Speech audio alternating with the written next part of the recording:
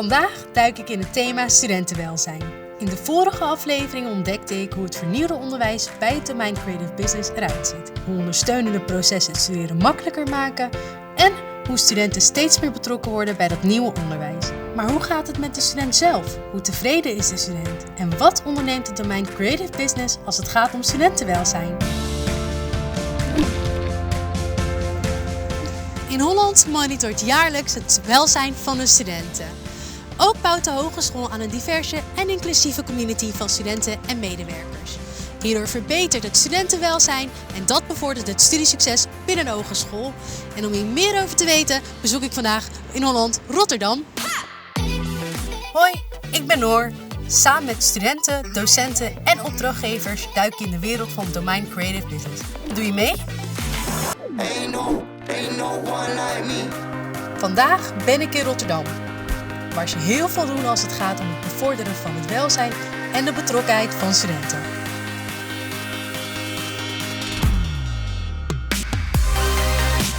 Hey Jiska. Hi.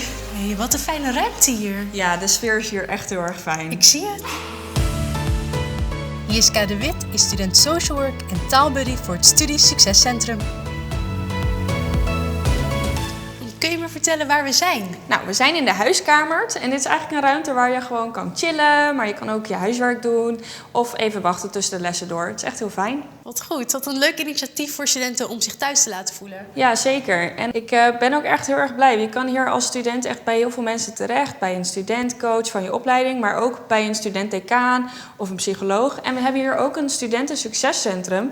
En daar organiseren ze heel veel dingen voor studenten. En daar kan je terecht voor studiegerelateerde problemen, maar ze organiseren ook heel veel leuke dingen. Wat leuk, dan ga ik daar even kijken, dankjewel. Ja, leuk.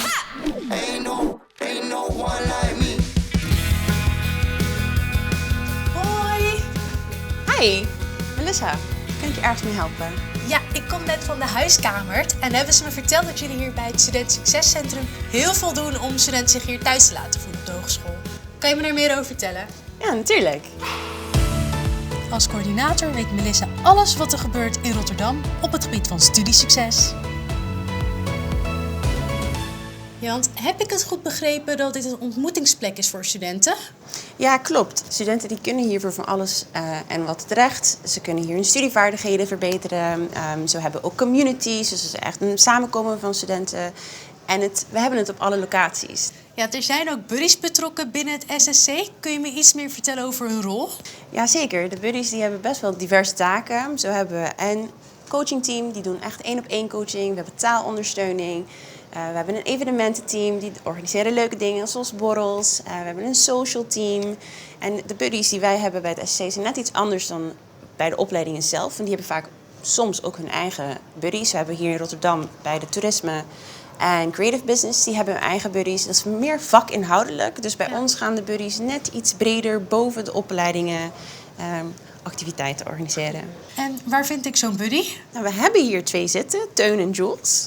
Yes, alleen ik moet zo naar mijn les. Dus Teun, succes. Hey Teun, goed dat je er bent. Kun je me iets meer vertellen over jouw rol als buddy? Ik hou me vooral bezig met de social media vanuit het SSC.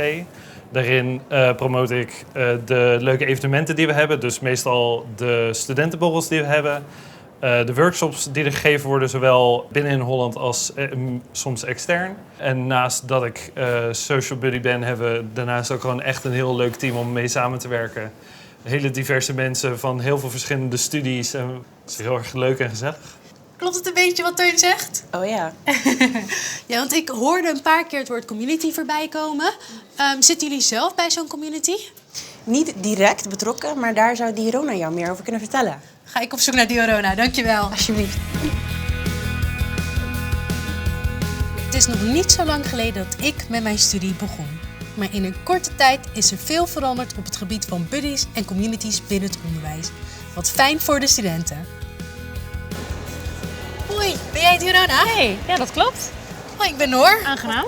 Wat goed. Ja, ik hoorde dus van Melissa dat jij betrokken bent bij een community. Kan je daar meer over vertellen? Ja, dat klopt. Een community voor Caribische studenten. En daar zijn we heel trots op. Diorona studeerde sociaal-juridische dienstverlening en is sinds kort actief als community manager bij In Holland Rotterdam. Een community voor Caribische studenten? En wat doet jullie community precies? Nou, in Holland-Rotterdam kent verschillende nationaliteiten en dat is natuurlijk prachtig. Veel studenten die blijken behoefte te hebben aan een sociaal netwerk en het uitwisselen van studiegerelateerde ervaringen. En dat maken we mogelijk door maandelijks activiteiten te organiseren en wekelijks samen te komen bij de studiemiddag. En hoe zijn jullie achter deze behoefte gekomen? Nou, ik heb daar onderzoek naar gedaan. Zelf heb ik dat erg gemist in mijn studententijd. En heb ik dus voor mijn afstudeeropdracht onderzocht wat de behoeftes zijn van studenten met een Caribische migratieachtergrond als het gaat om studentsucces en studentwelzijn. En daarna ben ik aan de slag gegaan als community manager bij In Holland Rotterdam hier. En heb ik een community opgezet voor deze studenten, de Campus Community. En de letters staan voor de 6 eilanden in de Caribische delen van het Nederlands Koninkrijk. Wat bijzonder zeg, is echt vanuit je eigen behoefte Ja, is het klopt. ontstaan. En kun je me iets meer vertellen over het rendement van al deze inspanningen? Dat is een hele goede vraag. En daar kan Lisa van het lectoraat Studiesucces je alles over vertellen. Dankjewel voor je verhaal. Ik ga naar Lisa toe. Is goed, succes!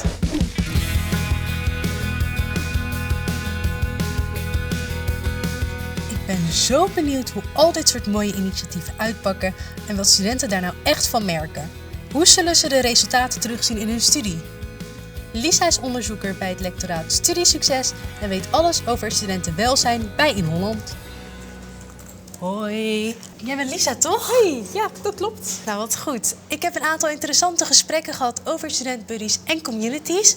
En ik was vooral benieuwd wat deze initiatieven nou opleveren. Nou, uit interviews weten we dat studenten die begeleid worden door studentbuddies, dat ze minder stress ervaren en zich ook meer thuis voelen bij In Holland. En we weten ook dat studentbuddies hun sociale vaardigheden daarmee ontwikkelen.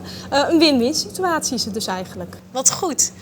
Maar wat levert dit nou op voor het domein Creative Business? Nou, we weten dat bij Creative Business heel veel initiatieven zijn. Het is nog te vroeg om aan te geven wat deze precieze initiatieven opleveren. Maar we weten wel uit onze studentenwelzijnsmonitor dat vooral docenten- en medewerkersbetrokkenheid heel belangrijk is. We zien dat hoe betrokkener de docent en medewerker is, des te meer het welzijn verhoogd wordt voor studenten. Ik ken ook een medewerker hier, Jinke heet ze. Zij is Studiecoach Plus, dus misschien kan je haar ook vragen naar haar ervaring. Ja, top. Dankjewel. Yes, jij ook bedankt.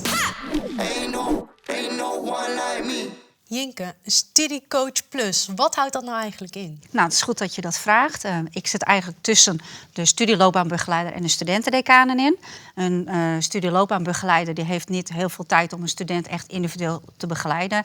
Bijvoorbeeld met plannen en motivatieproblemen. Nou, dat kan ik dan overnemen. En wat dan ook het geval is zeg maar, met de studentendecaan, waarom ik daar tussenin zit, is omdat de student gewoon makkelijker naar mij toe kan gaan voor een gesprek met mij. Ja, wat goed. En van Lisa hoorde ik dat een hogere docenten- en medewerkersbetrokkenheid leidt tot een betere studentenwelzijn. Klopt dat? Ja, dat doet het ook zeker. Want namelijk, je ziet ook bij de opleiding Leisure en Event Management dat vanuit docenten studenten worden doorgestuurd, maar dat ze mij ook zelf opzoeken. En als ik dan een aantal gesprekken met ze heb gehad, dat ze dan ook vaak ook veel beter in hun vel zitten. En je ziet het ook aan hun studievoortgang, omdat ze gewoon betere begeleiding krijgen. Wat goed. Klinkt als een topinitiatief. Dankjewel, Jinke.